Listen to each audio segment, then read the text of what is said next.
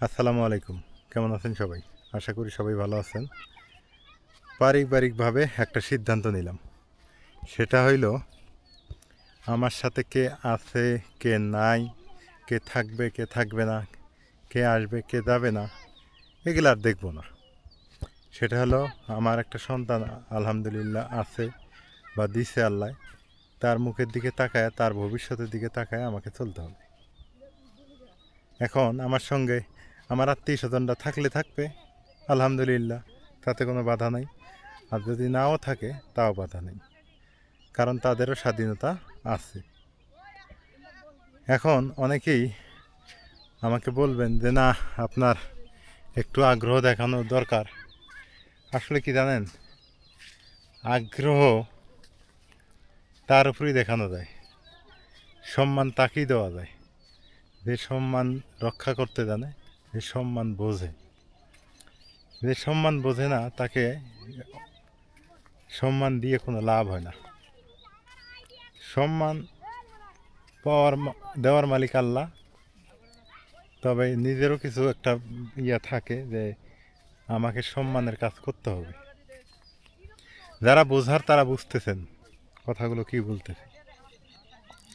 আমার এক আন্টি বলছেন, উনি ঢাকায় থাকেন অবশ্য, উনি বলছেন যে যে বুঝবে না তাকে যদি মক্কাও নিয়ে যায়, হজ করায় নিয়ে আসি, উনি হজের পরিবেশটাই নষ্ট করে ফেলবে।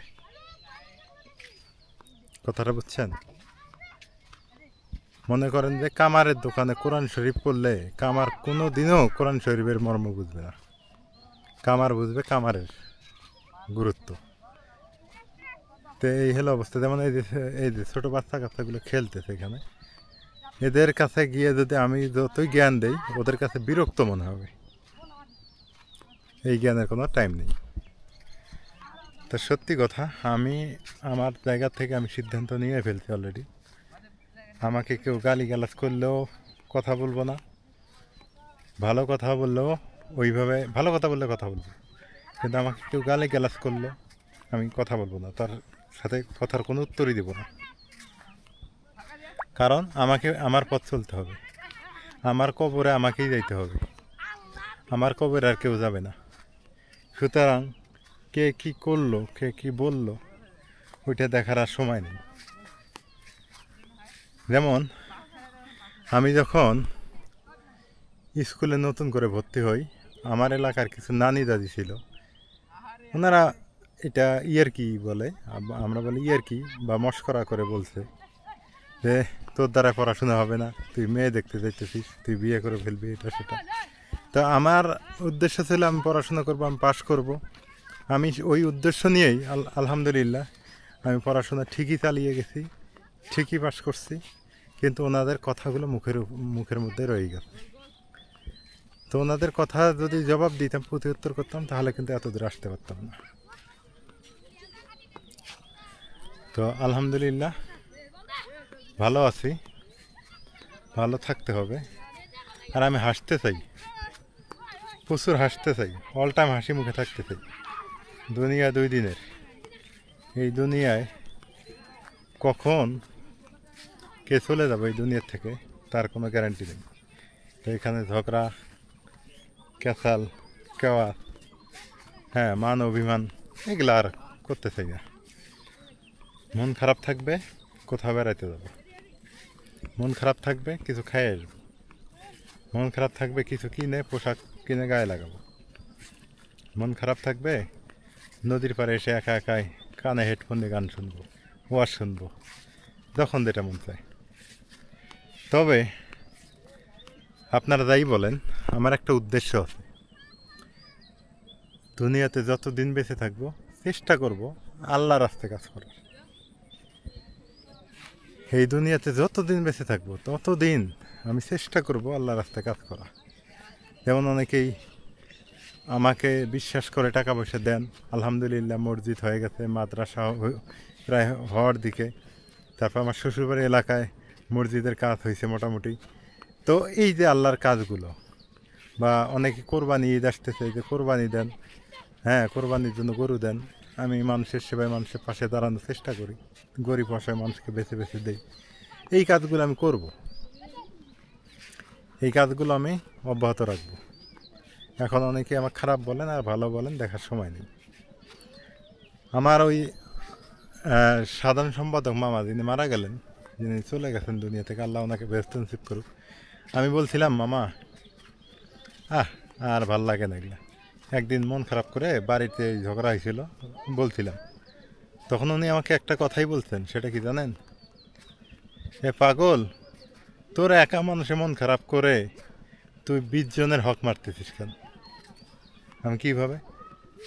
যে তুই যদি একটু মনটা ভালো করিস, তাহলে আমার বাড়ির আশেপাশে বা তোর বাড়ির আশেপাশে গরিব অসহায় মানুষ 20-50 জন খাইতে পাবে এই কোরবানির সময়, কোরবানির মাংস। এরা তো খাইতে পায় না, বছরে কিনতে পায় না গরু মাংস। তখন ভাবলাম যে কথাটা তো খারাপ বলেননি,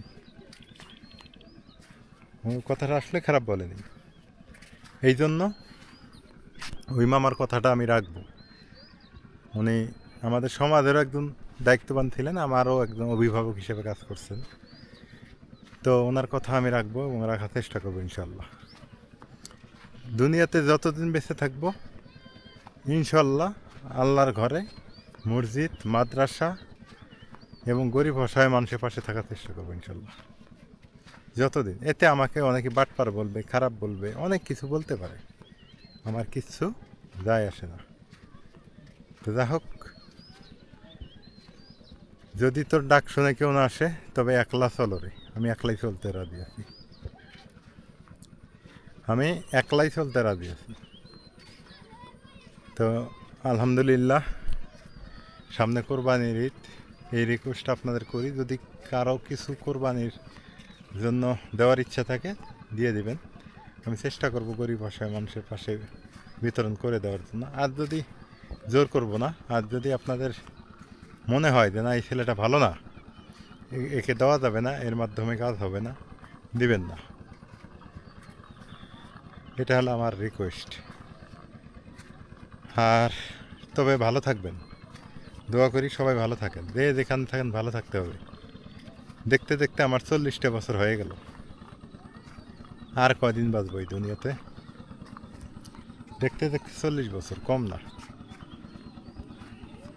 দুনিয়াতে আর বাঁচবইবেন কদিন? এখানে মান অভিমান, অভিযোগ, হ্যাঁ একে খারাপ বললাম, ওকে খারাপ বললাম, আসলে এগুলা বলা যাবে না, এগুলা নিজের কাছেই পরে খারাপ লাগবে।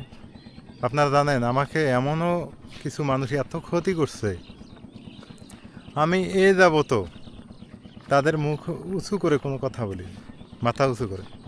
আমাকে অনেক ক্ষতি করছে অনেকেই, এই বয়সেই অনেক ক্ষতি করছে আমার। যে ক্ষতিগুলো বললে আপনাদেরও চোখ দিয়ে পানি গড়াবে। কিন্তু আমি কোনো দিন কোনো অভিযোগ করিনি, আমি এবং তাদেরকে দোষারোপ করিনি। আমি বলছি এটা আমার ভাগ্যে লেখা ছিল। এখনও যে আমার সাথে ঘটনাগুলো ঘটতেছে, মানে এটা তো হৃদয় বিদারক ঘটনা, হৃদয় বিদারক ঘটনা। কোনো সন্তানের ফাদার মাদার যদি এরকম আচরণ করে, তাহলে তার তার লাইফটা কী হয় থাকতে পারে। তারপর বলি না, আমার লাইফে কিছুই হয়নি। যখন মানুষ বড় হয়, তখন মানুষকে নিয়ে মানুষ সমালোচনা করে। আলহামদুলিল্লাহ, আমার মনে হয় বড় হওয়ার সময় এসে গেছে। আমার মনে হয় সামনে বড় হওয়ার দিন। এখন আমাকে নিয়ে সমালোচনা হবেই, যেমন চেয়ারম্যান, মেম্বার, এমপি, মন্ত্রীদের নিয়ে সমালোচনা হয়, এটা হবেই। এটা না হওয়ার কিছু নেই, আমি এটা মনে করি। এটা হতেই পারে। তো আমার কথাগুলো আপনাদের কাছে কেমন লাগলো আজকে? এতটুকু বলবেন যে কেমন লাগলো আজকের কথাগুলো, যে না আপনার কথাগুলো ভালো লাগেনি। দেখেন, একটা মানুষকে যদি আমি, একজন আমাকে গালি দিল, আমিও যদি তাকে গালি দিই, তাহলে কি হয়ে গেল? আমিও তার মতোই হইলাম। আর আমি যদি তাকে গালি না দিই, যেমন আপনারা অনেকে কমেন্টে বলেন, আমাকে অনেক বকাঝকা করেন, আমি ধন্যবাদ দিই, ধন্যবাদ লিখি। কেন লিখি? একদিন আপনারাই বুঝবেন যে আমি মানুষটা কেমন। তখন আপনারা আফসোস করবেন যে ভাই আমার ভুল হয়েছে, আমি ক্ষমা চাই আপনাকে। আপনারাই এরকম কমেন্টে লিখবেন অনেকেই। তো যাই হোক, সবাই ভালো থাকেন, সুস্থ থাকেন। তবে দোয়া করেন আমার জন্য, আমি যেন সৎ পথে থেকে সৎভাবে বসবাস করে থাকতে পারি। এবং আর সৎ মানুষের একটু কষ্ট আছেই, এটা স্বাভাবিক। এই কষ্ট সাময়িক কষ্ট। আজকে এ পর্যন্তই। আল্লাহ হাফেজ।